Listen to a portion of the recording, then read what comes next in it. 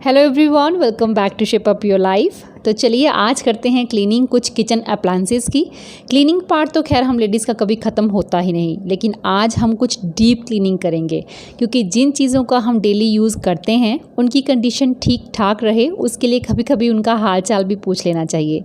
तो चलिए सबसे पहले हाल चाल पूछते हैं किचन चिमनी का। तो चिमनी की क्लीनिंग शायद मैंने लॉकडाउन से भी 1-1.5 महीना पहले की थी, तो काफ़ी गंदी हो चुकी है इस वक्त मेरी चिमनी। सबसे पहले उसके फिल्टर्स निकाल लें। चिमनी काफ़ी ग्रीसी हो जाती है, लेकिन इसे क्लीन करना बहुत मुश्किल नहीं होता है, बहुत ही इजी सा मेथड है ये। देखिए इस पार्ट में कितना ऑयल स्टोर हो जाता है। इसे सबसे पहले मैं किसी प्लास्टिक बैग में निकाल लेती हूँ, उसके बाद पेपर के साथ इसे रब कर लें ताकि इसे क्लीन करना ईजी रहे। और इसके बाद हमें चाहिए होगा एक्सट्रीम हॉट वाटर और you can say boiled water. पानी बहुत गर्म होना चाहिए, तभी इतनी ग्रीसी चिमनी इजीली क्लीन हो जाएगी। और कंटेनर वो लें जिसमें आपके फिल्टर्स अच्छे से डिप हो जाएं। के बाद मैंने इसमें डाल दिया है 1 cup caustic soda. Caustic soda एक एसिड है, तो प्लीज अपना फेस बचा के रखें, अपने हाथ बचा के रखें और मेक श्योर कि आपने हाथों में ग्लव्स जरूर पहने हों। गर्म पानी में कास्टिक सोडा रिएक्ट करेगा और इसी रिएक्शन से आपके ग्रीसी फिल्टर्स बिना ज्यादा मेहनत के इजीली क्लीन हो जाएंगे। सारे फिल्टर्स इसमें डाल देने हैं और आप वेट करें 10 से 15 मिनट तक। 10 से 15 मिनट भी वेट करने की जरूरत नहीं पड़ती है, पहले ही क्लीन हो जाएगी ये। तो आप देख सकते हैं पानी आहिस्ता आहिस्ता कितना गंदा होता जा रहा है, क्योंकि पूरी ग्रीस इसकी अपने आप उतरती जा रही है। तो 10 मिनट से पहले भी आप इनको निकाल के एक बार चेक कर सकते हैं। अगर ये साफ हो चुके हैं तो आप इनको वॉश कर सकते हैं। तो आप देख सकते हैं कि पहले इनकी कंडीशन क्या थी और अब काफ़ी हद तक ये क्लीन हो चुके हैं। अगर अब आप चाहें तो 5 मिनट इनको और डिप कर सकते हैं, नहीं तो इसी टाइम आप इनको क्लीन कर सकते हैं। तो कोई भी स्क्रबर ले लें, साथ में आप कोई भी डिश सोप ले लें, तो इसको हल्का हल्का भी अगर आप रब करेंगे तो ये आराम से क्लीन हो जाएंगे। इस मेथड से चिमनी क्लीन करना मुझे सबसे ज़्यादा ईजी लगता है और कोई भी मेथड मुझे उतना पसंद नहीं आता, क्योंकि बाकी के सभी मेथड्स टाइम और एनर्जी कंज्यूमिंग है और जिनसे कि रिजल्ट भी उतना परफेक्ट नहीं आता। तो मुझे जब भी चिमनी क्लीन करनी होती है मैं इसी तरह से क्लीन करती हूँ। अगर आप भी इसी तरह से करते हैं दैट्स फाइन। अगर आप नहीं करते हैं तो प्लीज़ एक बार ज़रूर ट्राई कीजिएगा, उसके बाद आप दूसरा कोई भी मेथड कभी भी यूज़ नहीं करेंगे। नैरो एरिया से ग्रीस निकालने के लिए आप किसी पुराने टूथब्रश की हेल्प ले सकते हैं, लेकिन ट्रस्ट मी गाइज, अगर आप 15 मिनट इनको ऐसे ही डिप कर दे तो आपको कोई स्क्रबर या ब्रश की ज़रूरत भी नहीं पड़ेगी।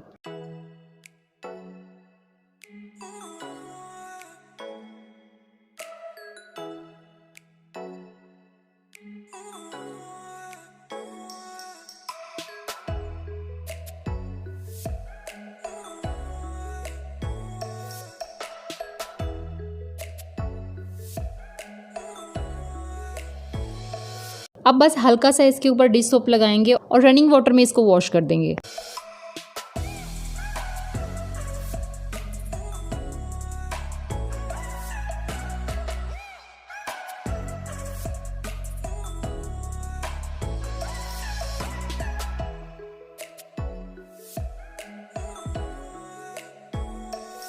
और अब बनाएंगे एक सोल्यूशन चिमनी के आउटर पार्ट को क्लीन करने के लिए। तो 1 चम्मच लिया है मैंने यहाँ पे डिश सोप, साथ ही डाला है 1 कप पानी और आधा कप व्हाइट विनेगर। तीनों चीज़ों को हमने मिक्स करना है। इसी के साथ हम चिमनी के पूरे आउटर पार्ट को क्लीन करेंगे। गैस स्टोव के ऊपर एक पुराना न्यूज़पेपर बिछा लिया है ताकि पानी उसके ऊपर ना गिरे। अब बस इसी सोल्यूशन के साथ सबसे पहले मैं ऊपर का पोर्शन क्लीन करूंगी, उसके बाद स्लोली नीचे आऊंगी। देख सकते हैं इसका ऊपर का पार्ट जहाँ पे ग्लास लगा हुआ है वो भी बहुत डस्टी और डर्टी है, लेकिन बस स्कॉच ब्राइट के साथ इसी तरह से मुझे सोप लगाते जाना है और ये क्लीन होता जाएगा। अगर आपकी चिमनी का आउटर पार्ट भी बहुत ज़्यादा ग्रीसी है तो आप कास्टिक सोडा का थोड़ा सा सोल्यूशन अलग से बना सकते हैं और स्क्रबर की हेल्प से क्लीन करेंगे तो बहुत ही इजीली वो भी क्लीन हो जाएगा। लेकिन जब भी आप कास्टिक सोडा का यूज़ करें तो मेक श्योर कि आपने ग्लव्स जरूर पहने हों। किचन चिमनी इतना स्मोक और ऑयल सक कर लेती है, तभी तो हमारी किचन की बाकी आइटम्स ग्रीसी होने से सेफ रहती हैं। लेकिन टाइम टू टाइम अगर इसे हम क्लीन नहीं करें तो इसकी एफिशिएंसी भी कम होने लगती है। चिमनी की बेटर लाइफ के लिए हमें इसे एवरी मंथ क्लीन करना चाहिए और मैं एवरी मंथ ही इसे क्लीन करती हूँ। बट इस बार लॉकडाउन ने कुछ सिस्टम बनाया तो कुछ ख़राब भी किया, बट धीरे धीरे अब हर चीज़ को वापस उसी जगह पे लाना पड़ेगा।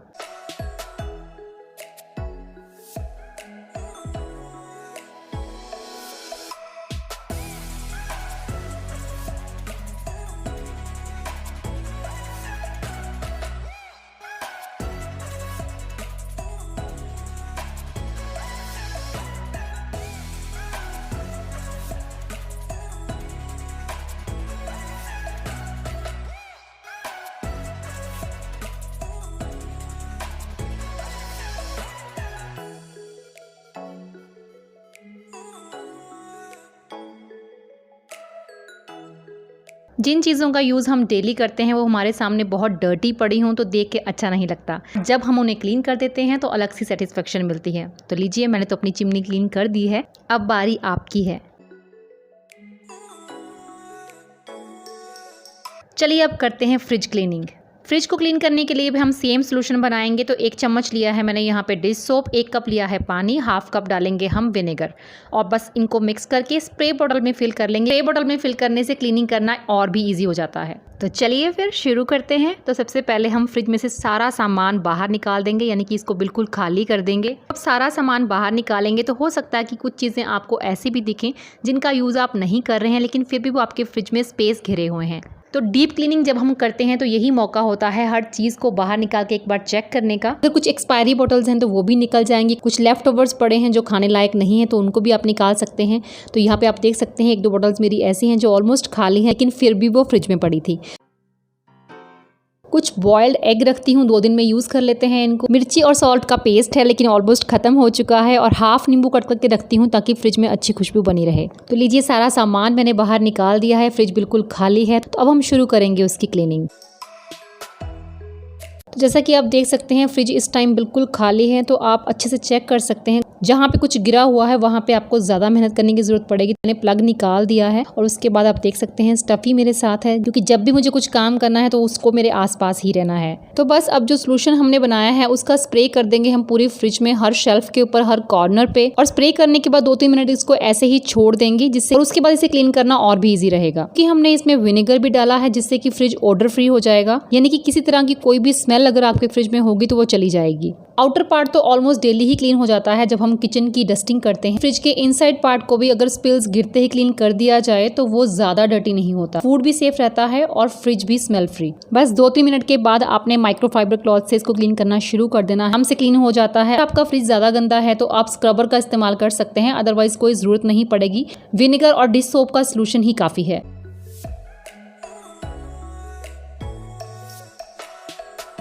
ग्लास शेल्फ है तो क्लॉथ के साथ साथ पेपर नैपकिन का इस्तेमाल भी कर रही हूँ ताकि किसी तरह का कोई भी स्टेन विजिबल ना रहे। वेजिटेबल बास्केट में पेपर नैपकिन में बिछा के रखती हूँ, बास्केट को क्लीन करने का काम थोड़ा कम हो जाए। डीप क्लीनिंग के वक्त अगर इसको वॉश करने की जरूरत पड़े तभी इसे वॉश करें, अदरवाइज इस क्लीनर से आप इसको क्लीन कर सकते हैं। मैं एवरी वीक यानी कि हर मंडे को मैं वेजिटेबल बास्केट क्लीन करती हूँ, क्योंकि एवरी संडे हम लोग वेजिटेबल की शॉपिंग करते हैं। तो संडे इवनिंग या फिर मंडे मॉर्निंग में इसको क्लीन करने के बाद ही वेजिटेबल्स इसमें स्टोर करती हूँ। और एवरी वीक क्लीन करने की वजह से ये इतनी डर्टी भी नहीं होती है, तो इसे इसी सोल्यूशन के साथ मैं ईजिली क्लीन कर सकती हूँ।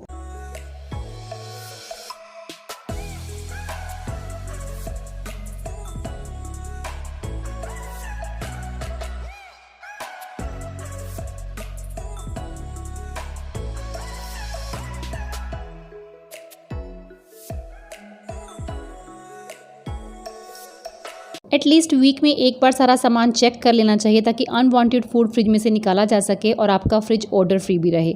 काफ़ी लंबे टाइम तक अगर आप ये क्लीनिंग नहीं करते हैं तो आपके फ्रिज में जर्म्स पैदा होने लगते हैं, जिससे फूड पॉइजनिंग भी हो सकती है। लेकिन ऑन रेगुलर बेसिस अगर आप फ्रिज क्लीनिंग करते रहते हैं तो आपको रैक्स वगैरह निकाल के वॉश करने की ज़रूरत नहीं पड़ेगी। सिंपली आप क्लीनर की हेल्प से फ्रिज को क्लीन कर सकते हैं बहुत ही कम टाइम में। आज वीडियो के लिए मुझे सारे अप्लायंसेस एक साथ क्लीन करने पड़ रहे हैं, अदरवाइज इनको मैं डिवाइड करती हूँ। जब आप अपने काम को, अपनी चीज़ों को डिवाइड करते हैं तो 1 बाय 1 आपकी नज़र हर चीज़ पे रहती है और हर चीज़ को क्लीन करना आपके ध्यान में। तो चलिए, बहुत ज़्यादा टाइम नहीं लगा लेकिन फ्रिज मेरा क्लीन हो चुका है, तो अब फटाफट से सारा सामान इसमें वापस रख लेते हैं। वेजिटेबल बास्केट में मैंने बिछा दिया है पेपर नैपकिन और बस सारी वेजिटेबल्स में इसमें 1 बाय 1 रखती जाऊँगी।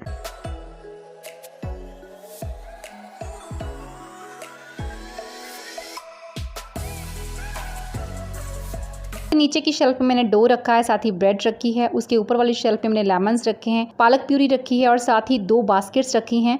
एक में एग्स और दूसरी में अनियन और गार्लिक वगैरह पील करके रखा रहता है। अब शेल्फ पे सारे डेयरी प्रोडक्ट्स यानी कि दूध, दही और मलाई। साइड डोर पे बॉइल्ड एग्स के अलावा जैम, चटनी, केचप्स और कुछ अलग अलग सॉसेज होती हैं जो स्नैक्स के काम आती हैं।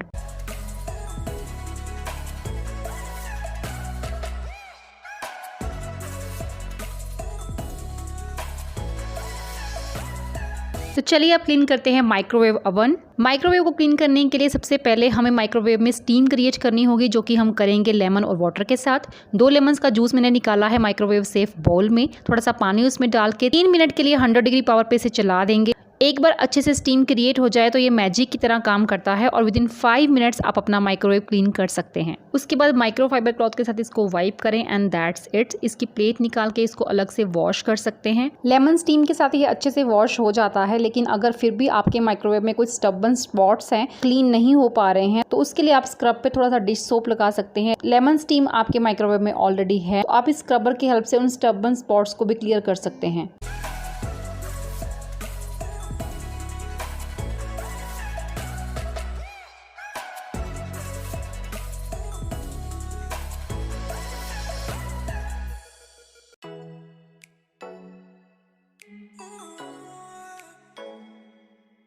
कई बार कोई फूड हमारे हाथ पे लगा होता है, उसी तरह से हम माइक्रोवेव को ओपन या क्लोज कर लेते हैं, जिससे कि वो फूड हैंडल पे भी लग जाता है और हैंडल पे भी स्पॉट आ जाते हैं। और स्क्रब की हेल्प से आप उसको भी इसी तरह से क्लीन कर सकते हैं।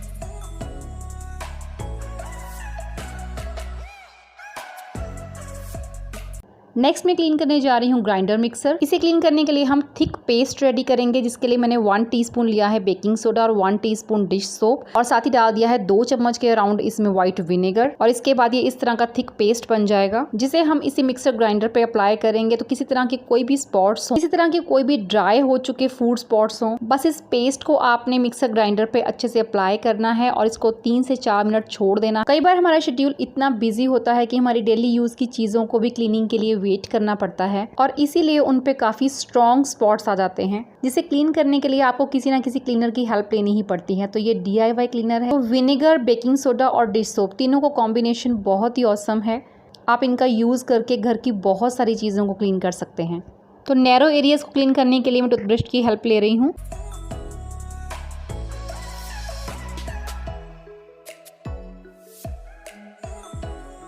लेकिन जहां आपका टूथब्रश भी काम ना करे, वहां पे आप ईयरबड की हेल्प ले सकते हैं, क्योंकि मिक्सर ग्राइंडर में बहुत ही नैरो एरिया भी होते हैं, जहां तक पहुंचने के लिए ईयरबड आपकी बहुत हेल्प करेगा।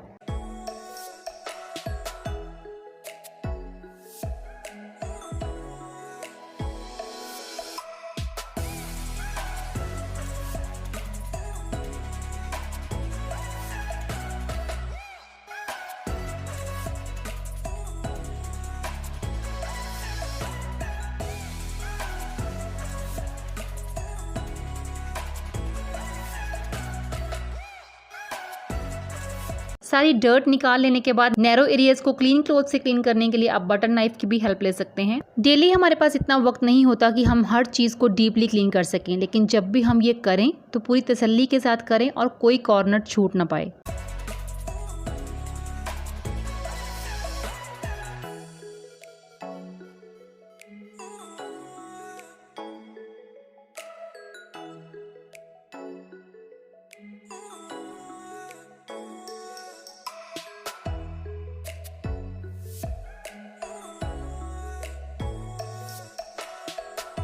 सो इन द लास्ट हम करेंगे क्लीन सैंडविच मेकर। इसके लिए 8 से 10 चम्मच लिए हैं पानी के और 2 चम्मच डाला है उसमें विनेगर। बस इतना सा सोल्यूशन हमने बनाना है और ब्रश के साथ सैंडविच मेकर पे इसको अप्लाई कर देना है।